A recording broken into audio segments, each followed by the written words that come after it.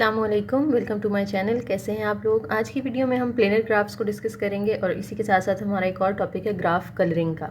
तो बड़े इंटरेस्टिंग से टॉपिक हैं। सबसे पहले हम देखते हैं कि प्लेनर ग्राफ क्या होता है। प्लेनर ग्राफ इस तरह होता है, आपने ग्राफ ड्रॉ किया और उसमें कोई भी एज जो है ना वो दूसरे एज को क्रॉस ना कर रहा हो। ठीक है, जैसे ये आपके सामने ग्राफ बना हुआ है, इसमें ये वर्टिसेस हैं 1 2 3 और 4। अब ये वाला जो एज है ये इस दूसरे एज को क्या कर रहा है, क्रॉस कर रहा है। ठीक है, तो अभी देखने में हमें ये प्लेनर ग्राफ नहीं लग रहा, लेकिन हम इसको कन्वर्ट कर सकते हैं इस तरह के ग्राफ के अंदर जिसमें ये क्रॉस ना कर रहा हो। ठीक है, उसको हम किस तरह से ड्रॉ कर सकते हैं। जैसे देखें, ये हमारे पास 4 वर्टिसेस है ना, ये आपस में इस तरह से ज्वाइन हुए हुए हैं। ठीक है, लेट्स से मैं इसको ए, इसको बी, सी और डी का नाम दे देती हूँ। A B C and D. अब देखें, हमने ए को सी से कनेक्ट किया है, तो यहाँ पे भी आप क्या करें, ए को सी से कनेक्ट करें। देखिए, बी और डी को कनेक्ट करना है हमने आपस में। अगर हम यहाँ से कनेक्ट कर रहे हैं तो वो एज क्या कर रहा है, इस दूसरे एज को क्रॉस करेगा। ठीक है, तो बी और डी को आप यहाँ बाहर से भी ला के कनेक्ट कर सकते हो, या आप इस साइड से भी उसको ला के कनेक्ट कर सकते हो। ठीक है, तो अब ये आपको एक प्लेनर ग्राफ लग रहा है देखने में कि कोई भी एज एक दूसरे को क्रॉस नहीं कर रहे। ठीक है, तो समटाइम्स होता है कि ग्राफ देखने में नहीं लग रहा होता कि प्लेनर है, लेकिन आप उसे कन्वर्ट कर सकते हैं। अच्छा, नेक्स्ट हमारे पास डेफिनेशन आ जाती है। कहते हैं a graph is called planar if it can be drawn in the plane without any edge crossed, कि उसमें कोई भी एज जो है वो एक दूसरे को क्रॉस ना कर रहा हो। बस ये इसकी आपने डेफिनेशन याद कर लेनी है। उसके बाद उसी डेफिनेशन को उन्होंने दूसरे वर्ड्स में भी कह दिया कि आप इस तरह से भी इसको डिफाइन कर सकते हो, का graph in which the crossing number is 0। तो वही बात आ गई कि जो हमारे एजेस हैं वो एक दूसरे को क्रॉस ना कर रहे हो। ठीक है, अब ये एग्जांपल्स आ गई नीचे। अब कहते हैं कि जैसे ये वाला देखें, ये जो है प्लेनर है या नहीं है। ये दोनों तो हमने कहा ना प्लेनर है। अच्छा, इसको ये नहीं कहना कि ये प्लेनर नहीं है क्योंकि ये क्रॉस कर रहा है, क्योंकि हम इसे ड्रॉ कर सकते हैं इस तरह से, तो ये भी प्लेनर है क्योंकि it can be drawn in a way कि जिसमें एजेस क्रॉस ना कर रहे हो एक दूसरे को। ओके, अब ये वाला देखें, इसको हम क्या कहेंगे, ये प्लेनर है कि नहीं है। कोई भी एज एक दूसरे को क्रॉस तो नहीं कर रहा ना। ये हमारा एक वर्टेक्स है, 2 3 और 4। ठीक है, ये एक एज है, ये दूसरा एज है, ये तीसरा, चौथा और ये पांचवा। कोई भी एज क्रॉस नहीं कर रहा, क्रॉसिंग नंबर 0 है, इसका मतलब है ये भी एक प्लेनर। इसको हम K4 के साथ भी रिप्रेजेंट कर सकते हैं क्योंकि 4 वर्टिसेस हैं, और K हम किस लिए यूज़ करते थे, कंप्लीट ग्राफ के लिए यूज़ करते थे ना। कंप्लीट ग्राफ क्या था, अगर आपको याद हो उसको डेफिनेशन रिकॉल करें कि एक वर्टेक्स बाकी सारे वर्टिसेस के साथ कनेक्ट हो। जैसे ये वाला वर्टेक्स देखें, बाकी तीनों के साथ कनेक्ट हुआ हुआ है। इस वर्टेक्स को देखें तो ये भी बाकी तीनों के साथ कनेक्टेड है। ये वाला वर्टेक्स भी तीनों के साथ कनेक्टेड है, और ये वाला वर्टेक्स भी बाकी सारे वर्टिसेस के साथ कनेक्टेड है। तो ऐसे ग्राफ को हम क्या कहते थे, कंप्लीट ग्राफ कहते थे। और कंप्लीट ग्राफ को हम K के साथ रिप्रेजेंट करते हैं। अगर 4 वर्टिसेस हैं तो K4 के साथ, 3 होंगे तो K3 के साथ। ठीक है, ऊपर ये वाला जो ग्राफ है ये भी एक कंप्लीट ग्राफ है, इसको भी हम K4 के साथ रिप्रेजेंट करेंगे क्योंकि इसमें भी हर वर्टेक्स बाकी सारे वर्टिसेस के साथ कनेक्ट हुआ हुआ है।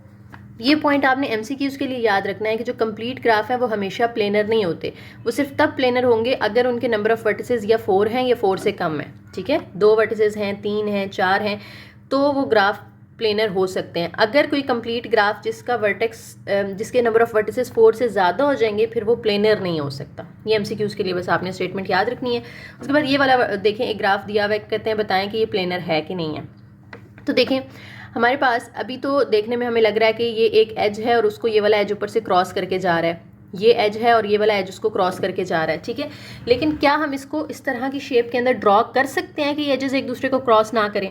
तो देखें, ये एक बॉक्स आपको नज़र आ रहा है WXYZ का, तो पहले मैं वो एक ड्रॉ कर लेती हूँ। WX, सॉरी यहाँ पे W है, यहाँ पे X है, ये Y है और ये Z है। ठीक है, अब एक और पीछे भी बॉक्स आपको नज़र आ रहा है ABCD के नाम से। ठीक है, वो हम इसके अंदर ड्रॉ कर लेते हैं, ABC एंड D। अब देखिए, W जो है वो A के साथ कनेक्ट हुआ हुआ था ना, तो W को हम A के साथ कनेक्ट कर देते हैं। X और B का आपस में एज है तो X और B को कनेक्ट कर दें। उसके बाद देखें आप Z और D का एज है, Y और C का है, तो Z और D और Y और C वही ग्राफ है, वही सेम स्ट्रक्चर है। मैंने उसको रीड्रॉ कर दिया इस फॉर्म में कि कोई भी एज जो है वो क्रॉस करके नहीं जा रहा दूसरे को। यानी ये जो एक पीछे ABCD का बॉक्स था उसको हमने उठा के दरमियान में रख दिया, बाकी कनेक्शन कोई भी हमारा डिस्टर्ब नहीं हुआ। तो इसको हम कन्वर्ट कर रहे हैं ऐसे ग्राफ में कि जिसमें कोई भी एज क्रॉस नहीं हो रहा। इसका मतलब है it is a planar graph. Okay, next कहते हैं ये वाला ग्राफ नीचे जो आपको दिया हुआ है ये बताएं कि प्लेनर है या नहीं है। अगर आप गौर से देखें तो ये बाईपार्टाइट ग्राफ जैसा लग रहा है ना। पीछे हम जो बाईपार्टाइट ग्राफ पढ़ा था कि जिसमें हम क्या करते हैं, दो सबसेट्स बना लेते हैं और एक सबसेट के वर्टिसेस आपस में कनेक्टेड नहीं होते बल्कि सामने वालों के साथ कनेक्टेड होते हैं। ठीक है, अब इसमें भी हमने क्या करना है, वैसे तो देखने से लग रहा है कि बहुत सारे एजेस एक दूसरे को क्रॉस करते हुए जा रहे हैं, तो क्या हम इसे रीड्रॉ कर सकते हैं ऐसी शेप के अंदर जिसमें हम कहें कि कोई वर्टेक्स एक दूसरे को क्रॉस नहीं कर रहा। तो हम ए से स्टार्ट कर लेते हैं। देखें ए किसके साथ कनेक्ट हुआ हुआ है, डी के साथ भी हुआ हुआ है, ई के साथ भी हुआ हुआ है और एफ के साथ भी हुआ हुआ है। तो हम एक वर्टेक्स ए बनाते हैं और उसको आगे कनेक्ट कर देते हैं। आप इन तीनों में से जो मर्जी नाम दे सकते हैं। लेट्स से मैं यहाँ पे उसको एफ का नाम दे देती हूँ। ठीक है, अब एफ देखें किस किस के साथ कनेक्ट हुआ हुआ है। एफ ए के साथ भी हुआ हुआ है और सी के साथ भी। तो ए के साथ तो हम उसको ऑलरेडी कर चुके हैं, तो एक आगे हम और वर्टेक्स बना लेते हैं जिसको हम सी का नाम दे देंगे। अब सी देखें डी और ई के साथ कनेक्ट है और एफ के साथ कनेक्ट है, तो एफ के साथ तो वो ऑलरेडी है, तो आगे आपने यहाँ पे एक और बना लेना है वर्टेक्स जिसको आप इन दोनों में से कोई एक नाम देंगे, क्योंकि सी जो है वो डी के साथ भी कनेक्टेड है और ई के साथ भी। लेट्स से मैं उसको डी का नाम दे देती हूँ। ठीक है, डी आप ई भी दे सकते हैं, कोई मसला नहीं है। अब डी देखें किस किस के साथ कनेक्टेड है। डी ए के साथ भी है, डी जो है वो बी के साथ भी है और डी सी के साथ भी है। तो वो देखें ये सी है और ए है, पहले ड्रॉ किया हुआ है, तो इसके साथ फिर हम कौन सा ड्रॉ कर देंगे, बी ड्रॉ कर देंगे। यानी डी को हमने बी से कनेक्ट कर दिया, डी सी से ऑलरेडी कनेक्ट है और डी को हम ए से भी कनेक्ट कर देते हैं, क्योंकि देखें ना डी ए से भी कनेक्ट हो रहा है, डी बी से भी कनेक्ट हो रहा है और डी सी से भी कनेक्ट हो रहा है। तो डी के तीनों हमारे कंप्लीट हो गए हैं। ठीक है, एफ के भी हमारे दोनों कंप्लीट हो गए हैं। एफ देखें सी और ए के साथ था, तो यहाँ पे एफ देखें ए और सी के साथ कनेक्ट हो चुका है। अब सी जो है वो किस किस के साथ कनेक्टेड है, सी को देखें, सी का हमारा कनेक्शन रहता है ना। सी को देखें तो ये हमारे पास डी के साथ भी कनेक्ट हो रहा है, ई के साथ हो रहा है और एफ के साथ हो रहा है। तो देखिए सी को हमने डी और एफ के साथ तो ऑलरेडी कनेक्ट किया हुआ है, तो यहाँ पे एक और वर्टेक्स हम इंट्रोड्यूस करवाएंगे जिसको हम ई का नाम देंगे और सी को इसके साथ हम कनेक्ट करवा देंगे। ठीक है, अब सी के भी कनेक्शंस कंप्लीट हो गए। अब बी के देख लें, बी दो के साथ कनेक्ट हो रहा है, डी और ई। तो बी को देखें हमने डी के साथ तो किया हुआ है, तो ई के साथ भी कर दें, तो बी भी हमारा कंप्लीट हो गया।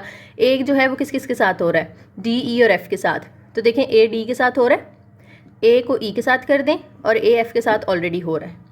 उसके बाद ई रह गया, ई के देखें ए बी और सी के साथ कनेक्शंस हैं, तो ई के देखें ए बी और सी के साथ कनेक्शन बना हुआ है। तो ये हमारा ग्राफ जो है वो रीड्रॉ हो गया। लेकिन इसमें भी अभी एक प्रॉब्लम आ रही है कि देखने से हमें लग रहा है कि एक एज जो है वो दूसरे को क्रॉस करके जा रहा है। तो इसी को दोबारा से आप इस शेप में ड्रॉ कर सकते हो। दोबारा आप ये ग्राफ बनाएं, सी डी बी ई, इनको आपस में कनेक्ट करवाएं और ए को आपने देखें पहले डी के साथ किया हुआ है ना कनेक्ट। ठीक है, अब हमने जब ई और सी को कनेक्ट करना है तो हम ई और सी को यहाँ से नहीं कर रहे क्योंकि वो फिर उसको क्रॉस करेगा, हम यूँ बाहर से ला के उसको जो है वो कनेक्ट करवा देते हैं। या आप चाहें तो आप ए और सी वाली लाइन इधर ही लगा लें और ए और डी वाली जो है वो इधर बाहर से ले आएँ। ठीक है, ताकि मज़ीद क्लियर हो जाए कि ये ग्राफ ये ग्राफ क्या है, प्लेनर है, कोई भी एज एक दूसरे को क्रॉस नहीं कर रहा। अब आपकी बुक में थोड़ा डिफरेंट जो है वर्टिसेस को लेबल किया हुआ होगा, आप अगर खुद बनाएंगे तो हो सकता है थोड़े डिफरेंट आप इनकी सीक्वेंस रख दें। जैसे मैंने A F C D B E रखा है, आप हो सकता है कोई डिफरेंट सीक्वेंस रखते हैं, तो उससे कोई फ़र्क नहीं पड़ता। बस आपकी जो मैचिंग है वो ठीक होनी चाहिए कि जिस जिस वर्टिस के साथ सी मैच हुआ है आपने भी यहाँ पर भी सी को उसके साथ ही मैच करना है। ए के साथ जहाँ पर उन्होंने क्वेश्चन में मैचिंग जिस तरह से की है उसी तरह से आपने यहाँ पे करनी है। ठीक है, बाकी उसकी शेप कैसी बनती है उससे कोई फर्क नहीं पड़ता। नेक्स्ट एक और यहाँ पे इसी तरह का बाईपार्टाइट ग्राफ आ गया। कहते हैं बताएं कि ये प्लेनर नहीं है, शो करें it is not planar. K33 का मतलब है कि कंप्लीट ग्राफ है और इसमें हर वर्टेक्स जो है वो सामने वाले तीनों वर्टिसेस के साथ कनेक्ट होगा। ठीक है, दो अगर हम इसके सबसेट्स बनाते हैं, लेकिन हमने इसको रीड्रॉ करना है और देखना है कि क्या ये प्लेनर में कन्वर्ट हो सकता है या नहीं हो सकता। तो उसी तरह से हम देखें कि ए को पहले देख लें वो किस किस के साथ कनेक्ट हुआ हुआ है। ए जो है वो एक्स के साथ भी कनेक्टेड है, वाई के साथ भी है और जी के साथ भी है। तो आप उसको किसी भी एक के साथ कनेक्ट कर दें। ठीक है, लेट्स से मैं ए को जी के साथ कनेक्ट कर रही हूँ। ठीक है, अब जी देखें किस किस के साथ कनेक्ट है, जी बी के साथ भी कनेक्टेड है और जी सी के साथ भी कनेक्टेड है। तो हम बी और सी में से कोई एक जो है वो यहाँ पे लिख लेते हैं। ठीक है, उसके बाद अब देखें कि बी आगे किस किस के साथ कनेक्टेड है। बी जो है वो एक्स के साथ, वाई के साथ और जी के साथ। तो बी के साथ हम आगे फिर जी तो हमने ऑलरेडी लिखा हुआ है ना, तो एक्स और वाई में से कोई एक लिखते हैं आप। लेट्स से यहाँ पे x लिख देते हैं। उसके बाद x किस किस के साथ है, x a के साथ भी जा रहा है, b के साथ भी जा रहा है और c के साथ भी। तो x देखें ये b के साथ है, x a के साथ है और c के साथ फिर हम आगे इधर उसको कनेक्ट कर देते हैं एक नया c बना के। उसके बाद अब c को देखेंगे, c जो है वो x y z तीनों के साथ कनेक्ट हो रहा है, तो c x के साथ हो रहा है, c को z के साथ भी कनेक्ट कर दें और y हमने नहीं ड्रॉ किया हुआ तो y हम यहाँ पे ड्रॉ करके उसके साथ भी उसको कनेक्ट कर देते हैं। उसके बाद आप देखें y किसके साथ कनेक्ट हो रहा है, y सामने वाले तीनों के साथ a b c के साथ हो रहा है, यानी y a के साथ भी होगा, y जो है वो b के साथ भी होगा और y c के साथ हमने ऑलरेडी किया हुआ है। अब इन सबको हम चेक कर लेते हैं कि हमने सारे ड्रॉ कर लिए हैं या नहीं। तो a देखें वो x y z के साथ कनेक्टेड है, तो यहाँ से हमारा a जो है वो x के साथ भी है, y के साथ भी है और z के साथ भी है, तो a चेक हो गया। b को चेक कर लें, b x y z तीनों के साथ कनेक्टेड है, तो b देख लें हमारा x के साथ भी कनेक्टेड है, b y के साथ भी कनेक्टेड है और b z के साथ भी। इसी तरह से बारी बारी आपने ना एक एक करके सबको चेक करना है, तो हमारी ये अरेंजमेंट ठीक है। ओके, मैंने आपको बताया कि अरेंजमेंट डिफरेंट हो सकती है, शेप इसी तरह की बनेगी। अब इसमें से हम क्या कन्वर्ट कर सकते हैं इसको दोबारा बना के प्लेनर के अंदर, तो हम ये दोबारा बना लेते हैं नीचे। ठीक है, उस ग्राफ को मैंने दोबारा बना लिया। अब देखें ये जो a है वो x के साथ कनेक्ट हुआ हुआ है ना, तो लेट्स से मैं a को यहाँ पे x के साथ कनेक्ट कर देती हूँ। अब अगर c और z को करना है तो c और z को करने के लिए मुझे इसके ऊपर से जाना पड़ेगा जो कि क्रॉस हो जाएगा, तो मैं ऊपर से नहीं जाती, मैं बाहर से उसको कनेक्ट कर देती हूँ। c और z को इस साइड से कर दें या इस साइड से कर दें।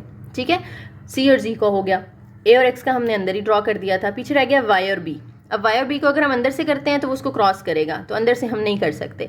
y और b को हम इस साइड से करते हैं तो वो इस लाइन को क्रॉस कर देगा, फिर दोबारा एज क्रॉस हो जाएगा। और अगर हम इस साइड से ड्रॉ करते हैं तो भी यहाँ पे एज जो है वो क्रॉस हो जाएगा। इसका मतलब है कि इसको हम प्लेनर ग्राफ के अंदर कन्वर्ट नहीं कर सकते, इट इज़ नॉट प्लेनर। यही चीज़ हमने प्रूव करनी थी। उसके बाद कहते हैं show that K5 is not planar. K5 का मतलब मैंने आपको पीछे बताया ना, कंप्लीट ग्राफ जिसमें 5 वर्टिसेस होंगे और हर वर्टेक्स बाकी सारे वर्टिसेस के साथ कनेक्ट होगा। तो इसको भी हम ड्रॉ कर लेते हैं। 5 वर्टिसेस हमने बनाने हैं, 1 2 3 4 और ये 5, उनको नाम दे दें A B C D और E। ठीक है, अब कंप्लीट का मतलब है कि A B के साथ भी कनेक्ट होगा, A C के साथ भी कनेक्ट होगा, A D के साथ भी कनेक्ट होगा और A जो है वो E के साथ भी कनेक्ट होगा। इस तरह से B सब के साथ कनेक्ट होगा। कंप्लीट में यही होता है ना कि B जो है वो बाकी सब के साथ कनेक्ट हो रहा हो, तो B A के साथ कनेक्ट होगा, B C के साथ होगा, B जो है वो D के साथ होगा और B E के साथ कनेक्ट होगा। C को देख लें, क्या वो सबके साथ कनेक्टेड है? C A के साथ भी है, B के साथ भी है, D के साथ भी कर दें और उसको E के साथ भी कर दें। फिर D को चेक कर लें, D जो है वो A B C के साथ कनेक्टेड है, E के साथ नहीं है, तो वो कर दें। अब E को चेक कर लें, A B C D सब के साथ कनेक्टेड है, तो ये हमारा एक ग्राफ बन गया। इसमें आप फिर इस तरह से ड्रॉ करके देख सकते हो कि हम इसको दोबारा अगर बनाते हैं तो अंदर हम एक ही एज ड्रॉ कर सकते हैं ना। लेट्स से हम ये जो A से C तक है ये हम ड्रॉ कर लेते हैं। ठीक है, अब A से D तक जो है वो भी हम ड्रॉ कर सकते हैं क्योंकि अभी भी एक दूसरे को क्रॉस नहीं कर रहे। अब B से अगर हमने B से E और B से D जाना है तो B से E या B से D आने के लिए मुझे इनको क्रॉस करते हुए आना पड़ेगा, जो कि हम नहीं कर सकते प्लेनर के अंदर। तो हम फिर बाहर से इसको कर लेते हैं, यानी B और E को हम यूँ बाहर से कनेक्ट कर देते हैं। ठीक है, और B और D को भी हम बाहर से कनेक्ट कर देते हैं। तो यहाँ तक तो ठीक है, हमें लग रहा है कि शायद ये प्लेनर हो जाए। लेकिन अब देखें A और B के हमने कनेक्शंस देख लिए, अब C के कनेक्शंस देखें। C जो है वो A के साथ भी कनेक्ट हो रहा है और C E के साथ भी कनेक्ट हो रहा है। तो C A के साथ तो ऑलरेडी यहाँ पे किया हुआ है ना हमने, अब C E के साथ कनेक्ट हो रहा है। अगर यहाँ से करेंगे तो वो एज क्रॉस करेगा, अगर मैं इस साइड से लाती हूँ तो भी वो इस एज को क्रॉस करके आएगा, अगर मैं इधर से लेके जाती हूँ तो भी वो इस एज को क्रॉस करते हुए जाएगा। यानी किसी भी साइड से इसकी अरेंजमेंट ऐसी नहीं बन रही कि वो एज को बगैर क्रॉस किए E तक पहुँच जाए। इसका मतलब है कि K5 जो है वो क्या है, नॉन प्लेनर है, ये प्लेनर नहीं है। नेक्स्ट हमारे पास एक डेफिनेशन आ जाती है, अ plane drawing of a planar graph divides the plane into regions including an unbounded region called faces।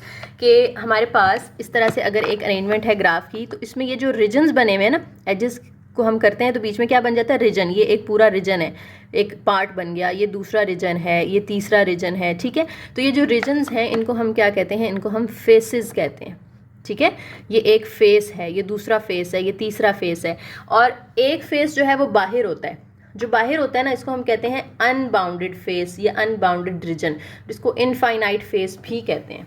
ठीक है, जो इस सारे बॉक्स से बाहर बना हुआ है, पूरे ग्राफ से बाहर हमें नज़र आ रहा है, इसको हम क्या कहेंगे, अनबाउंडेड रीजन या इनफाइनाइट फेस। अब देखें इसके कितने फेसेस हैं, F1, F2, F3, F4, F5, F6, 6 faces हैं इसके, 6 फेसेस हैं। वर्टिसेस कितने हैं, ये देखें 1 2 3 4 5 6 और एक ये 7 वर्टिसेस हैं इसके। और एजेस कितने हैं, 1 2 3 4 5 6 7, ये 8 9 और 10। ठीक है, कितने एजेस हैं इसके, 10 एजेस हैं। अगर आपसे पूछा जाए कि बताएं कौन सा वाला फेस जो है वो इनफाइनाइट फेस है, तो देखें F6 बाहर है ना, तो F6 को हम क्या कहेंगे, इट इज़ अनबाउंडेड रीजन, या इसको हम फिर इनफाइनाइट फेस कहते हैं because it is outside the graph.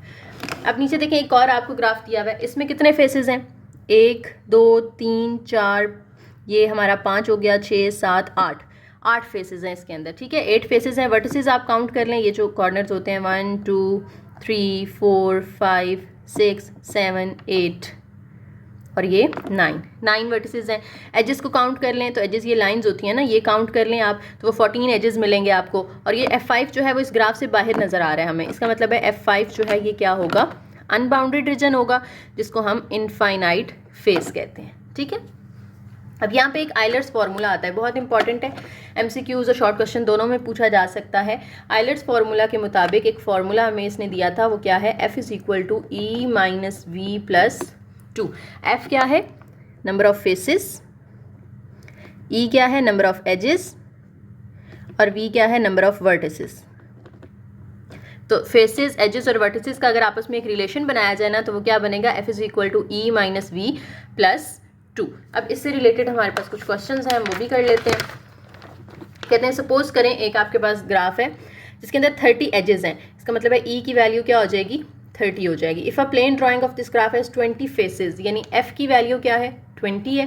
How many vertices does the graph have, कितने वर्टिसेस होंगे, यानी V आपने फाइंड करना है। तो अभी हमने पीछे एक फार्मूला पढ़ा इन तीनों का, F = E - V + 2। तो जो वैल्यूज़ हैं वो आप पुट कर दें। F की वैल्यू हमारे पास 20 है, E की वैल्यू 30 है, V तो हमने फाइंड करना है, 2 एज इट इज़ रहेगा। अब ये -V है, इधर आके प्लस हो जाएगा, 130 + 2 रह जाएगा। 20 यहाँ प्लस हो रहा है, उधर जाके माइनस हो जाएगा। तो 30 में से आप 20 माइनस कर दें तो हमारे पास 10 बचता है, 10 में 2 प्लस करेंगे तो 12, यानी the graph will have 12 vertices. Okay हो गया, यहाँ पे हमारा जो है वो प्लेनर ग्राफ का टॉपिक ख़त्म होता है। नेक्स्ट हमारे पास एक बड़ा इंटरेस्टिंग सा टॉपिक है जिसका नाम है ग्राफ कलरिंग, कि ग्राफ में आप कलर्स किस तरह से कर सकते हो, कि अगर आपने ग्राफ के डिफरेंट ये जो फेसेस हैं इनको कलर्स असाइन करने हैं तो उसका क्या तरीका होता है। तो बिल्कुल सिंपल सी बात है, आपने गौर से सुननी है, तो पहली एग्जांपल में इंशाल्लाह आपको समझ में आ जाएगी। क्या है कि पहली बात तो आपने कोशिश करनी है कि कम से कम कलर्स यूज़ करने हैं, यानी ये नहीं कि हर रीजन को अलग अलग कलर दे दो, जितने रीजन्स हों उतने कलर्स हो जाएं। ठीक है, इसमें एक बात याद रखने वाली है, मैक्सिमम 4 कलर्स यूज़ होते हैं, इससे ज़्यादा कलर्स यूज़ नहीं होते। किसी भी तरह का ग्राफ आप ले लें प्लेनर, उसके अंदर मैक्सिमम 4 कलर्स यूज़ होंगे। इससे कम भी हो सकते हैं, हो सकता है 3 से भी आपका काम हो जाए, हो सकता है 2 से हो जाए, लेकिन 4 से ज़्यादा कलर्स यूज़ नहीं होंगे। ठीक है, उसके बाद दूसरी बात जो याद रखने वाली है वो ये है कि जब आपने कलर्स करने हैं तो 2 जो कंसेक्यूटिव फेसेस हैं ना, उनको सेम कलर नहीं आना चाहिए। जैसे लेट्स से यहाँ पे A है, A को मैं रेड कलर दे देती हूँ। ठीक है, यहाँ पे हम इसको रेड कलर दे देते हैं। अब A के साथ जो जो कनेक्ट हो रहा है ना, जैसे B का बॉर्डर A के साथ आ रहा है, C का बॉर्डर भी A के साथ कनेक्टेड है, D का भी A के साथ कनेक्टेड है और E का भी। इन चारों को हम रेड कलर नहीं दे सकते, इनको कोई डिफरेंट कलर देना पड़ेगा। ठीक है, तो B को लेट्स से मैं यहाँ पे ब्लू कलर दे देती हूँ। अब देखें रेड और ब्लू डिफरेंट आ गए ना। अब B के साथ कौन कौन सा कनेक्टेड है, B के साथ A की भी बाउंड्री आ रही है, C की भी आ रही है और D की भी आ रही है, यानी अब इन दोनों को हम ब्लू नहीं दे सकते क्योंकि ये दोनों इस ब्लू के साथ बाउंड्री शेयर कर रहे हैं। ठीक है, तो ब्लू नहीं दे सकते, हम कोई डिफरेंट दे देते हैं। लेट्स से इसको हम ग्रीन कलर दे देते हैं। ठीक है, अब D को हम कौन सा कलर देंगे, D देखें ब्लू के साथ भी कांटेक्ट में है, रेड के साथ भी कांटेक्ट में है और ग्रीन के साथ भी इसकी बाउंड्री है, तो ये तीनों कलर ही हम इसको नहीं दे सकते, तो हमें कोई चौथा कलर देना पड़ेगा। लेट्स से हम इसको पिंक कलर दे देते हैं। ये 4 कलर हमने यूज़ कर लिए, अब कोशिश करनी है कि हमें कोई और कलर यूज़ ना करना पड़े, इन्हीं में से हमने कोई ना कोई यूज़ करना है। ठीक है, अगर तो फॉर एग्जांपल यहाँ पे D की बाउंड्री A के साथ ना शेयर हो रही होती तो हम इसको दोबारा रेड ही देते, लेकिन अब इन तीनों में से हम कोई दोबारा कलर यूज़ इसलिए नहीं कर रहे थे क्योंकि डी इन तीनों के साथ कॉन्टैक्ट में है। अब देखें ई जो है वो ई किस किस के साथ कॉन्टैक्ट में है, ए के साथ इसकी बाउंड्री आ रही है और ई की बाउंड्री डी के साथ आ रही है, यानी पिंक और रेड नहीं दे सकते हम इसको, ब्लू और ग्रीन में से कोई भी दे सकते हैं। लेट्स से मैं इसको ब्लू दे देती हूँ। अब देखें जो दो ब्लू हमने किए हैं वो आपस में कांटेक्ट में नहीं है, बी और ई की कोई भी बाउंड्री आपस में नहीं मिल रही। इसको मैं ग्रीन भी दे सकती थी क्योंकि सी के साथ भी ये कांटेक्ट में नहीं है, तो आपकी मर्जी, आप इसको ब्लू दे दो या ग्रीन दे दो। अब एफ को देखें हम कौन सा देंगे, एफ किस किस के साथ कनेक्शन में आ रहा है, बी के साथ भी आ रहा है और पी के साथ भी, यानी पिंक और ब्लू दोनों के साथ आ रहा है। इधर से इसकी बाउंड्री जो है वो ब्लू वाले की तरफ है, ये जो इसकी हिस्सा है वो पिंक वाले की तरफ है, तो हम इसको पिंक और ब्लू नहीं दे सकते, रेड और ग्रीन में से जो मर्जी दे दें आप इसको। लेट्स से इसको हम ग्रीन दे देते हैं। अब जी में कौन सा जाएगा, आपको अंदाज़ा हो गया होगा देखने से, जी जो है वो पिंक के साथ भी कांटेक्ट में है, जी ग्रीन के साथ भी कांटेक्ट में है, और इधर से आए तो जी ब्लू के साथ भी कांटेक्ट में है, तो रेड के साथ वो कनेक्शन में नहीं है, इसलिए हम इसको रेड कलर दे सकते हैं। तो ये होता है ग्राफ कलरिंग। देखिए मैंने 4 कलर्स के अंदर ही इसको मैनेज किया है, ठीक है। तो आप लोगों ने भी इसी तरह से करना है। अगर ये 3 के अंदर होता है तो फिर 3 के अंदर ही करेंगे, हम 4th वाला भी यूज़ नहीं करेंगे। नेक्स्ट एग्जाम्पल देखें, इसी के साथ जो बना हुआ है, इसमें फॉर एग्जाम्पल मैं ए को रेड दे देती हूँ। स्टार्ट तो आप कहीं से भी कर सकते हो ना, ए को हम रेड दे देते हैं। अब ए के साथ जो कनेक्शन में है उनको हम रेड नहीं दे सकते, जैसे ए के साथ बी की भी बाउंड्री आ रही है, ए के साथ डी की भी आ रही है और ए के साथ सी की भी आ रही है, तो इनमें से लेट से बी को मैं ब्लू दे देती हूँ, ठीक है। अब सी में कौन सा जाएगा, सी जो है वो ब्लू के साथ भी शेयर कर रहा है बाउंड्री, सी रेड के साथ भी कर रहा है, तो ये दोनों तो हम नहीं दे सकते ना, तो हम फिर इसको एक नया कलर दे देते हैं, पिंक। अब डी में कौन सा कलर जाएगा, डी में देखें, डी जो है वो पिंक के साथ बाउंड्री शेयर कर रहा है और रेड के साथ कर रहा है, ब्लू के साथ नहीं कर रहा ना, तो हम इसको फिर ब्लू कलर दे देंगे। हमने अब यहाँ पे नया कलर इंट्रोड्यूस नहीं करवाना, ग्रीन में यहाँ पे यूज़ नहीं कर रही क्योंकि अभी ब्लू का ऑप्शन यहाँ पे मौजूद है, ठीक है। तो ये नहीं करना कि ब्लू आप कर सकते हो तो आपने फिर भी ग्रीन कर दिया, नहीं। जो कलर पहले से यूज़ हुए हैं ना, कोशिश करें उन्हीं में से कोई हो सकता है तो करें, अगर उनमें से कोई यूज़ नहीं हो सकता फिर आप नया कलर इंट्रोड्यूस करवाएंगे वहाँ पे, ओके। अब ई को देखें, ई किसके साथ कनेक्शन में है, ई पिंक के साथ भी है इसकी बाउंड्री और ई की इधर से ब्लू के साथ भी है, इधर से भी ई की ब्लू के साथ है, रेड के साथ उसका कनेक्शन नहीं है, तो हम फिर यहाँ पे रेड कलर यूज़ कर लें। अब देखिए 3 कलर्स में ही हमारा मैनेज हो गया, चौथा कलर हमें यूज़ ही नहीं करना पड़ा। नेक्स्ट टॉपिक हमारा आ जाता है how to draw graph from a map. अगर आपको एक मैप दिया गया है तो उससे आप किस तरह से ग्राफ जो है वो ड्रॉ कर सकते हो। तो सबसे पहला स्टेप क्या होता है, each map in the plane can be represented by a graph, कि जितने भी मैप होते हैं ना उन सबको आप ग्राफ की फॉर्म में रिप्रेजेंट कर सकते हो, ठीक है। तो ऐसा नहीं है कि कोई मैप दिया हो तो आप उसको कहें कि जिसका ग्राफ बन ही नहीं सकता, ग्राफ सबका बन जाएगा। बनाना कैसे है, उसके अंदर आपने पहले तो काउंट करना होता है कितने रीजन्स हैं। रीजन्स ये है ना, जैसे इसके अंदर काउंट करें A B C D E, 5 regions हैं, तो जितने रीजन्स होंगे उतने आपने ना पहले वर्टिसेस बना लेने हैं, ओके। जब आप ग्राफ ड्रॉ करने जा रहे हैं तो जितने रीजन्स हैं उतने वर्टिसेस बना लेने हैं। जब आपने वर्टिसेस बना लिए उसके बाद आपने उन वर्टिसेस को आपस में इस तरह से कनेक्ट करना है कि जिन जिन ग्राफ की बाउंड्री आपस में मिल रही होगी ना, जिन जिन रीजन्स की, उनके साथ एजेस आपने ड्रॉ कर देने हैं। जैसे यहाँ पे देखें, ये वाले जो 2 हैं, इन दोनों के मैं आपको ग्राफ बना के दिखाती हूँ हम कैसे बनाएंगे। इसके अंदर देखें क्या क्या है, A B C D E F G. ये देखिए जी, मैंने कुछ वर्टिसेस इस तरह से ड्रॉ कर लिए हैं और ये पहली दफ़ा में नहीं हो जाएंगे, आपको बहुत दफ़ा ट्राई करना पड़ेगा, लोकेशन चेंज कर करके इनकी पॉइंट्स की, और हर दफ़ा कुछ ना कुछ होगा कि वर्टेक्स जो है वो एक दूसरे को क्रॉस कर रहे होंगे, तो हमने उस सिचुएशन को अवॉइड करते हुए एंड पे फिर ऐसा ग्राफ बनाना है जिसमें वर्टिसेस जो है वो क्रॉस ना करके जा रहे हों एक दूसरे को, ठीक है। अब देखिए सबसे पहले हम देखते हैं कि ए की बाउंड्री किस किस के साथ मिल रही है, बी के साथ भी मिल रही है, सी के साथ भी, डी के साथ भी और ई के साथ भी, यानी ए के नेबर्स में बी भी है, सी है, डी है और ई है। तो हमने फिर ए को बी के साथ भी मिलाना है, ए को सी के साथ भी मिलाना है, ए को डी के साथ भी मिला दिया, ठीक है। बी सी डी और ई के साथ भी, सॉरी ई जो है वो भी तो ए के साथ ही आ रहा है ना, ए के नेबर्स में आ रहा है, तो ए को ई के साथ भी मिला देना आपने। उसके बाद बी को चेक कर लें, बी के नेबर्स में क्या क्या है, बी से आप ए पे आ सकते हो, बी से सी पे जा सकते हो और बी से डी पे। तो बी से ए तो ऑलरेडी बनाया हुआ है, तो बी से सी एक बना लें और बी से डी बना लें एच, ठीक है। उसके बाद सी पे आ जाएं, सी से आप ए पे जा सकते हो, बी पे जा सकते हो, डी और किसी पे नहीं जा सकते, यानी सी जो है उसको ए बी और डी के साथ कनेक्ट करना है, तो सी को ए बी और ये डी के साथ कनेक्ट कर देना है, ठीक है। उसके बाद डी को देख लें, डी के नेबर्स में क्या क्या आ रहा है। डी के जो है वो बी के साथ भी कनेक्टेड है, सी के साथ भी है, ए के साथ भी है, ई के साथ भी है और जी के साथ भी है, एफ के साथ भी है।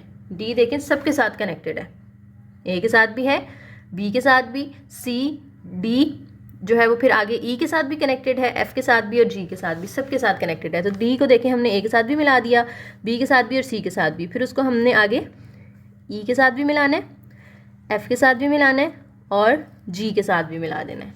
उसके बाद ई को चेक कर लें, ई के नेबर्स में क्या क्या आ रहा है। ई के नेबर्स में ए है, एफ है और जी है और डी है। तो ये एफ के साथ और ई को जी के साथ में, क्योंकि डी और ए के साथ हम ऑलरेडी उसको मिला चुके हैं।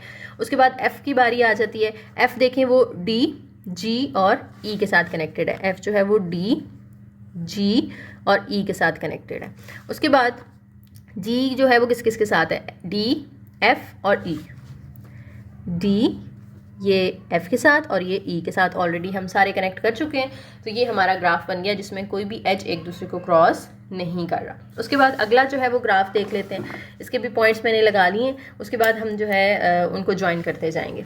देखें ए किसके साथ कनेक्शन में है, ए की बाउंड्री बी के साथ भी शेयर हो रही है, सी के साथ भी और डी के साथ भी। तो ए को बी, सी और डी के साथ, ठीक है। तो इस तरह से अरेंजमेंट आपने देखने हैं, फिर सोचना है। अब देखो आप ए बी और सी के साथ कनेक्ट कर रहे हो। फॉर एग्जांपल आपने सी जो है बीच में कहीं ड्रॉ किया होता या ए इधर ड्रॉ किया होता, तो ए से फिर आप बी पे जाते, डी पे जाते और सी पे जाते, फिर भी कोई मसला नहीं होना था, ठीक है। यानी यूं हम कर लेते ना, अगर इसको बी कर लेते, यहाँ पे हमने डी किया हुआ है, लेट से यहाँ पे ए किया हुआ है और यहाँ पे सी किया हुआ है, तो फिर भी हम इनको कर लेते आपस में कनेक्ट, ए को बी के साथ, सी के साथ, डी के साथ, फिर भी कोई मसला नहीं आ रहा, ठीक है। तो अरेंजमेंट डिफरेंट हो सकती है, ज़रूरी नहीं है कि आपकी सेम अरेंजमेंट हो। उसके बाद बी को चेक कर लें। बी ए और सी के साथ और ई के साथ कनेक्टेड है। बी ए के साथ, बी सी के साथ और बी ई के साथ कनेक्टेड है। तो इधर भी आप इसको मैच कर सकते हो, बी ए के साथ, बी सी के साथ, और हम यहाँ पे एक और ई बना लेते हैं, तो बी को हम ई के साथ कनेक्ट कर सकते हैं, ठीक है। उसके बाद सी को देख लें। सी या ए बी डी ई सबके साथ कनेक्टेड है, ए बी डी और ई। सी को इधर भी देखें, ए के साथ, बी के साथ, ये डी के साथ और ये ई के साथ, सबके साथ। मैं दो तरह के ग्राफ आपको बना के दिखा रही हूँ, सेम उसी जो हमारे पास नीचे है ना उसके। उसके बाद डी किस किस के साथ कनेक्टेड है। डी जो है वो ए सी और ई के साथ, ए सी और ई के साथ। डी जो है वो ए सी और ई के साथ। तो ये हमारा ग्राफ कंप्लीट हो गया। देखें ये भी ठीक है क्योंकि इसमें भी कोई एज एक दूसरे को क्रॉस करके नहीं जा रहे। ये भी ठीक है क्योंकि इसमें कोई एज एक दूसरे को क्रॉस करके नहीं जा रहे। तो दो ग्राफ बनाने का मकसद यही था कि आपने ये नहीं समझ लेना कि अब जो बुक में बन गया बस वही ठीक है, उससे हम इधर उधर जा ही नहीं सकते। ये वाला ग्राफ बुक में नहीं बना हुआ, तो ये भी ठीक है। अरेंजमेंट आपने खुद डिसाइड करनी है कि आप किस तरह की रखना चाहते हैं। क्रोमेटिक नंबर क्या होता है? कलरिंग ऑफ सिंपल ग्राफ तो हमने पीछे पढ़ लिया ना, इसकी डेफिनेशन बस देख लें एमसीक्यूज के लिए। कलरिंग ऑफ सिंपल ग्राफ क्या है? It is the assignment of a colour to each vertex of the graph so that no two adjacent vertices are assigned to same colour. यानी दो वर्टिसेस को या दो साथ साथ वाले जो रीजन्स हैं उनको सेम कलर ना मिले। उसके बाद क्रोमेटिक नंबर क्या होता है? किसी भी ग्राफ का क्रोमेटिक नंबर वो है आप जितने उसमें कलर्स यूज़ कर रहे हो। जैसे पीछे एक ग्राफ में हमने 4 कलर यूज़ किए तो क्रोमेटिक नंबर उसका 4 हो जाएगा। एक ग्राफ में हमने सिर्फ 3 कलर यूज़ किए थे तो उसका क्रोमेटिक नंबर 3 हो जाएगा। ठीक है, तो मिनिमम नंबर ऑफ कलर्स जो आप उसके अंदर यूज़ कर सकते हैं वो करने हैं आपने, वही उसका क्रोमेटिक नंबर होता है। और एक और बात याद रखनी है, क्रोमेटिक नंबर कभी भी 4 से बड़ा नहीं हो सकता। ठीक है, ज़्यादा से ज़्यादा 4 कलर्स ही यूज़ होते हैं, उसके अलावा नहीं हो सकता। अब देखिए नीचे आपको उन्होंने 2 ग्राफ दे दिए, एक जी और एक एच। बोल रहे हैं कि आप इसका क्रोमेटिक नंबर बताएं दोनों का। तो पहले वाले का देखें, लेट्स से मैं ए को रेड कलर दे रही हूँ तो बी को मैं रेड नहीं दे सकती क्योंकि वो बी जो है वो ए का नेबर है, तो इसको मुझे ब्लू देना पड़ेगा। ठीक है, फिर सी को देखें, सी रेड का भी नेबर है और ब्लू का भी नेबर है, तो ये रेड और ब्लू यहाँ पे अब यूज़ नहीं हो सकता, हम उसको ग्रीन कर देते हैं। डी देखें किस किस का नेबर है। डी से एच जो है वो ब्लू की तरफ भी जा रहा है और ग्रीन की तरफ भी जा रहा है, लेकिन वो रेड के साथ कनेक्टेड नहीं है, तो हम इसको फिर रेड दे सकते हैं। चौथा कलर हमने खुद से इंट्रोड्यूस नहीं करवाना, जब तक इन तीनों में से यूज़ हो रहा है हमने वही करना है। ठीक है, अब डी देखें, डी के साथ आगे नेबर्स कौन कौन से हैं? ई के साथ, सॉरी, डी के बाद किसकी बारी आ जाती है? ई की बारी आ जाती है। ई देखें यहाँ से ब्लू के साथ भी कनेक्शन में है और रेड के साथ भी कनेक्शन में है, तो ग्रीन के साथ ई का कोई कनेक्शन नहीं बन रहा, तो इसलिए हम क्या करते हैं, ई को ग्रीन कलर दे देते हैं। ई के बाद एफ की बारी आ जाती है। एफ को चेक कर लें, एफ हमारा ग्रीन के साथ इधर से कनेक्टेड है, इधर से भी ग्रीन के साथ कनेक्टेड है और इधर से रेड के साथ, ब्लू के साथ कनेक्टेड नहीं है, तो हम फिर इसको ब्लू कलर दे सकते हैं। जी की बारी आ गई। जी देखें वो ब्लू का भी नेबर है और ग्रीन का भी नेबर है, तो फिर हम उसको कौन से कलर देंगे, रेड कलर देंगे। तो देखिए सिर्फ 3 कलर्स हमने यूज़ किए हैं यहाँ पे, तो इसका क्रोमेटिक नंबर क्या हो जाएगा, 3 हो जाएगा। इसी तरह से एज का चेक कर लें।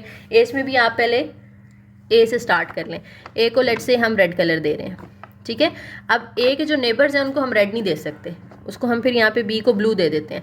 अब सी की बारी आ जाती है। सी जो है वो रेड के साथ भी कनेक्टेड है और ब्लू के साथ भी है, तो इसको हमें फिर ग्रीन देना पड़ेगा।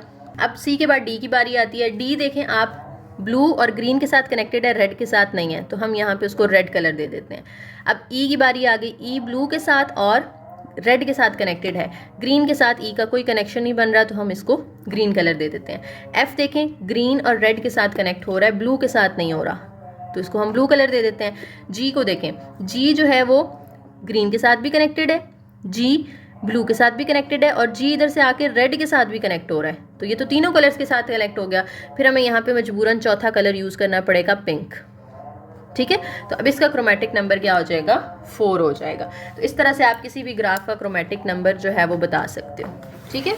नेक्स्ट एक लास्ट एग्जांपल है हमारे पास, तो हमें कुछ डाटा दिया हुआ, कहते हैं कि 5 केमिकल्स हैं और उन केमिकल्स को केमिस्ट जो है वो इकट्ठा नहीं रखना चाह रहा, ठीक है। वो बहुत ज़्यादा वायलेंटली रिएक्ट करते हैं अगर उनको इन कॉन्टेक्ट लाया जाए, तो उसके लिए सेपरेट एरियाज़ चाहिए, बताएं कितने एरियाज़ नीडेड होंगे। तो हम देखेंगे कि कितने हमारे कलर्स यूज़ होते हैं, उस ग्राफ को उसकी मतलब क्रोमेटिक नंबर फाइंड करेंगे, जो उसका क्रोमेटिक नंबर होगा उतना ही उसको एरियाज़ चाहिए होंगे।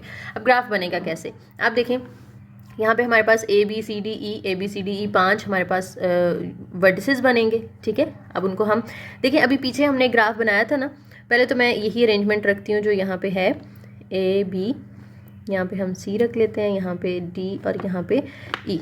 एक और भी मैं साथ में रख लेती हूँ ताकि आपको क्लियर हो जाए कि हम किस तरह की यूज़ कर सकते हैं। अभी हमने पीछे भी इस तरह का एक ग्राफ बनाया था ना, जिसमें हमने इधर ए रखा था, यहाँ हमने बी रखा था, यहाँ हमने सी रखा था, यहाँ पे डी रखा था और इधर हमने ई रखा था। देखिए बनाना कैसे ग्राफ, देखें ए के सामने बी के नीचे ये जो स्टेरिक है ना, उन्होंने कहा है कि जो स्टेरिक है ये उसको केमिकल्स को रिप्रेजेंट कर रहे हैं, ठीक है। यानी यहाँ पे कोई केमिकल नहीं है, ए के सामने बी के नीचे स्टेरिक मौजूद है, तो इसको आपने वैसे ट्रीट करना है जैसे हम 0 1 वाला मैट्रिक्स करते होते थे ना, उस तरह से। जो स्टेरिक है वो समझे 1 है, तो ए का बी के साथ कनेक्शन बनाना है, तो ये हम ए को बी के साथ कनेक्ट कर देते हैं, ठीक है। दोनों ग्राफ में साथ साथ बना के दिखाती हूँ, एक सही होगा एक में भी ना हो, तो हमें एंड पे पता चलता है जब बीच में कोई क्रॉसिंग ना हो गई हो तो। अब ए के सामने सी के साथ भी स्टेरिक है और डी के साथ भी, यानी ए को आपने सी और डी के साथ भी मिलाना है, तो ये सी के साथ और ये डी के साथ मिला दिया। यहाँ पे भी आप उसको सी के साथ और ये डी के साथ मिला दें, ओके। उसके बाद बी को जो है आपने ए सी डी ई के साथ मिलाना है, बी को ए सी डी और ई के साथ मिलाना है, बी को ए सी, अब सी के साथ मिला लिया है तो ये तो क्रॉस हो गया, फिर ये वाली अरेंजमेंट अब हमारी ठीक नहीं है, इसको हम आगे कंटिन्यू नहीं करेंगे। अब आप डी को यहाँ रख के सी को यहाँ रख के फिर चेक कर लो, ठीक है। तो वो अब आप पे है कि आप किस तरह से चेक करते करते फाइनल रिजल्ट तक पहुँचते हैं। अच्छा, उसके बाद सी पे आ जाएं। सी जो है वो ए बी और डी के साथ कनेक्टेड है, सी ए बी और ये डी के साथ कनेक्टेड है, डी ए बी और ई के साथ कनेक्टेड है, डी ए बी और